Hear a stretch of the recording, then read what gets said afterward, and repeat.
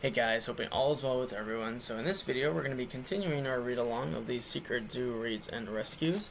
And yesterday we completed Chapter 18, so we're going to start today with Chapter 19. As always, thank you guys so much for watching, and please feel free to follow along. I hope you enjoy. Chapter 19, Leaving Home. Noah spent Saturday with fear and adrenaline coursing through him. Tonight, he and his friends would be participating in a secret rescue mission while other kids were fast asleep in their beds. It hardly seemed possible. At 6 o'clock that evening, he made his way into the kitchen for dinner. Eggs, bacon, hash browns, toast. Breakfast food, which meant tomorrow was grocery day. Megan was in her normal seat at the table, her hair up in pigtails. Noah chomped down on a piece of bacon made bland by his worry. When his parents were out of earshot at the cupboards, he leaned toward his sister and softly said, "You ready?" Megan shrugged, then nodded, then shrugged again. She bit into an egg and chewed, perhaps to avoid having to talk. Just hours ago, she'd agreed to go along with Noah's new plan. "Did you call Ella?" Noah asked. Megan nodded. "And she's good with it." Noah's gaze wandered to the fridge and the different pieces of paper stuck on it. A telephone bill, his report card, a coupon for a new go-kart track in town. The go-kart track. A normal place normal kids might go. But not Noah and Megan. Not tonight. The thought made a mess of his feelings. He concentrated on the crunch his toast made in his ears and studied a smudge on the table. Eventually, though, his gaze lifted and happened upon the row of photographs across the wall. Megan as an infant, his mother in a summer dress, pictures from weddings, holidays, and vacations, moments of lives well lived, and of people well loved. Noah turned to the clock. 6:16. He couldn't help but wonder how much danger he and Megan were in, and a new thought struck him. What if he and his sister walked away from all this and revealed the secret zoo to their parents? What if they just spilled the truth about what they'd been doing at the Clarksville City Zoo and what happened in their tree fort at night? "No," Megan said. She'd been watching Noah and reading his thoughts in a strange way that only siblings can. "We can do this. We're ready." She glanced over at their parents, who were currently raiding one cabinet, noisily moving things around as they searched for something, probably the Tabasco sauce, which their father loved on his eggs. "We could—" "No," Megan interrupted. "We can't." After dinner, Noah and Megan headed upstairs to pack for their sleepovers. On his way out the bedroom door, Noah found himself checking the closet again. Nothing. The portal was still gone. At 7 o'clock, they were ready. Before heading to the door, they stopped at the kitchen where their parents were still at the table, drinking tea. "When will you be back?" their mother asked. "Early," Megan said. "Before lunch." Noah hated the way it felt like a lie, and he hated the way it made his heart sting. "Be safe," their mother said. Noah ran forward, wrapped his arms around his mother, and hugged her tight. "Whoa!" his mother said as she established herself. She hugged him back. "I'm not sure what that's for, but I'll take it." Megan and Noah took turns hugging their father and then headed for the door, adjusting the packs on their backs. As they went, Noah deliberately kept his gaze away from the family pictures on the wall. They began walking the short distance to Ella and Richie's. As they rounded a turn, Noah chanced to look back at his house. It seemed different in ways he didn't understand. His house, which normally looked so full of life, seemed vacant, not just of people, but everything. No furniture, no walls, as hollow as a building on a Hollywood set. "Don't," Megan cautioned. "Stay focused." His sister did something totally unexpected then. She reached out and grabbed his hand, threading his fingers through hers. Noah chanced another look back. His house suddenly looked less fake and more like a place from a dream than he was already forgetting. Chapter 20. The Way to Waterford. Solana peered through the darkness to read the words on the short semi-trailer. Caution. Live animals. It was the vehicle that the Clarksville Zoo used to transport animals.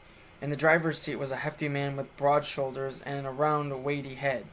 Mike, a secret citizen who lived on the outside. He greeted Solana with a nod. Solana jumped to the bumper and stepped through the trailer's open back door. 2 rows of fluorescent lights dimly lit the large space. The trailer had 3 benches, 1 on each side. The Specters were sitting, 2 girls to a bench. One bench that ran along the cab of the trunk was empty. "Where are the scouts?" Solana asked. "Right here," Megan said, and her voice came from the vacant seats. The scouts were already ghosted.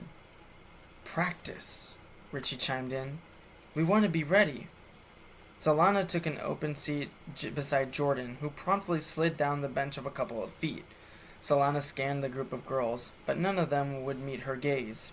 She realized it was going to be a long drive. After the meeting in the Room of Reflections, Mr. Darby had asked Solana to go along on the rescue in case the Specters got into trouble, but none of the Specters had liked the idea. In the end, Solana had agreed to stay in the vehicle unless needed. Mike appeared at the back of the truck, his bulbous belly quaking with every movement. "We set, ladies?" Sarah was the only one to respond, and she did so with a quick nod. Mike grabbed the strap dangling from the top loading door. "Hope you girls are ready for this." He pulled down his arm and the door groaned and slammed shut. In the confined space, the few sounds were louder. The buzz of the dying fluorescent bulb, the of Jordan picking at her nails, the groan of the bench as Lily leaned back and kicked out her feet.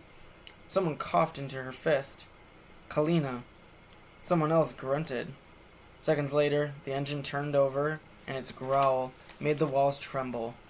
The truck jerked forward as it pulled out of the parking lot. Then the girls rocked in their seats as Mike made a series of turns before finally driving into the steady stretch of Walker's Boulevard. Solana swept her long black hair off her shoulders. To avoid eye contact with the other girls, she stared down at the leather gloves. She'd been alone with the Specters for more than a few minutes. Had any of the Descenders? She forced her eyes to rise. On the bench in front of her sat Sarah and Lily, busy stuffing a backpack with a stack of paper, pages which read, "Free them, or we will," in bold gold font. When Lily noticed Solana watching her, she handed a few flyers over to her. Solana folded the papers into a square and crammed them into her jacket pocket. Lily then dished out a few to the other girls. "I'm sorry," Solana said. She heard herself say, "For what happened. I wish..." Her voice trailed off as she realized she didn't know what to say. "I wish someone could have stopped it." The truck made a wide turn and everyone jostled in their seats. "We didn't know," Solana said. "We didn't. And then it just happened and it was too late. Your families, friends... I'm just so sorry." The Spectre said nothing. Lily and Kalina looked away. Solana opened her mouth and then closed it. There was no point in this. Not now. Not with so much else to worry about. Now, she had to focus, to channel her own hurt and aggression and to do something meaningful with it. This was something the Descenders did best. The Specters, after all, weren't the only ones who had suffered. The truck drove on and on. Then it finally pulled off the expressway and soon slowed to a stop. With a flick of her wrist, Sarah killed the fluorescent lights. Lily and Kalina laced their arms through the straps of their backpacks. Footsteps moved alongside the trailer, then the big door squealed open and dim moonlight spilled into the surrounding space. The silhouette of a man appeared. "Welcome to the Waterford Zoo," Mike said. "You're clear to go." He turned and quickly walked back to the cab. As the Specters rose from their seats, Richie shouted, "Wait!" from the place of invisibility toward the front of the truck. "What is it?" Sarah asked. After a long pause, Richie said, "There's something we have to tell you." The Specters stayed quiet. Then they turned and listened. And I'll stop the video there, ending chapter 20. But again, guys, thank you guys so much for watching. I hope you enjoyed this video, and I look forward to seeing you in our continuation of the Secret Zoo Raids and Rescues, where we'll be continuing with chapter 21. But as always, guys, take good care of yourselves and be safe. Bye.